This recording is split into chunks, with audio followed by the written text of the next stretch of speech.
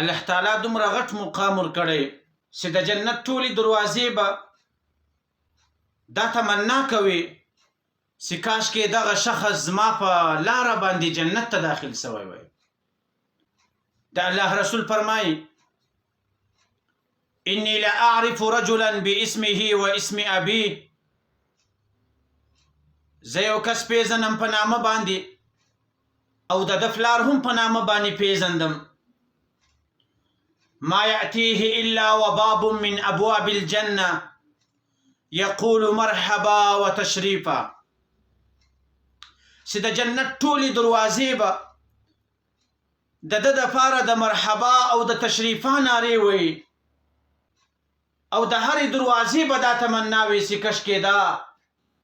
کس زما په لار باندې و جنت ته داخل سي. سلیمان فارسی رضی الله عنه چې کله دا واورېدل، د الله رسول ته فرمایي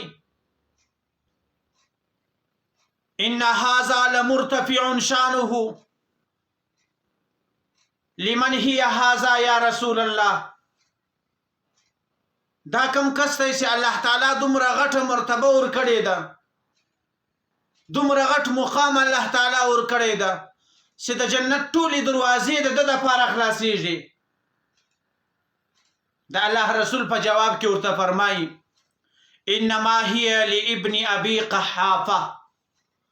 دا د قحفي بچی چې حضرت ابو بکر صدیق رضی الله عنه دی،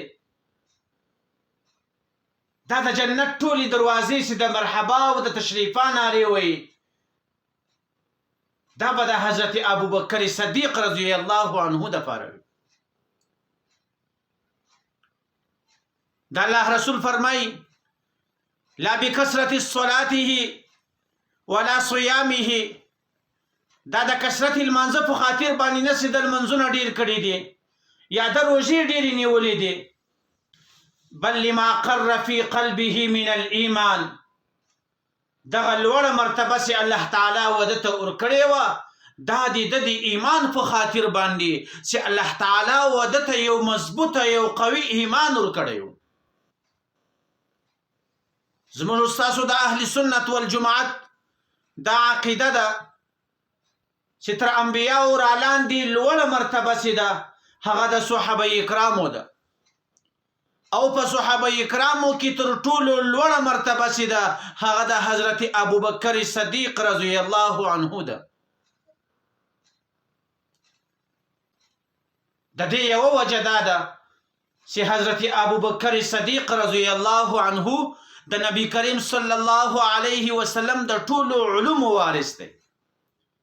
د الله رسول فرمایي ما صب الله في صدري وقد صببته في صدر ابي بکر، الله تعالی چې زما په سینه کې کوم علوم راواچول هغه که ظاهري علوم دي که باطني،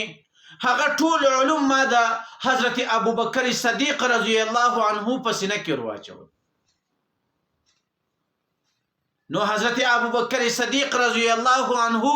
د نبی کریم صلی الله علیه وسلم د ټولو علومو که ظاهري علوم دي که باطني علوم دي د ټولو علومو وارث دی هغه حضرت ابو بکر صدیق رضی الله عنه دی.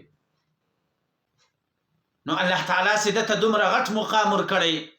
دا هغو یوه وجه دا ده چې دی د محمد رسول الله صلی الله علیه وسلم د علومو وارث دی.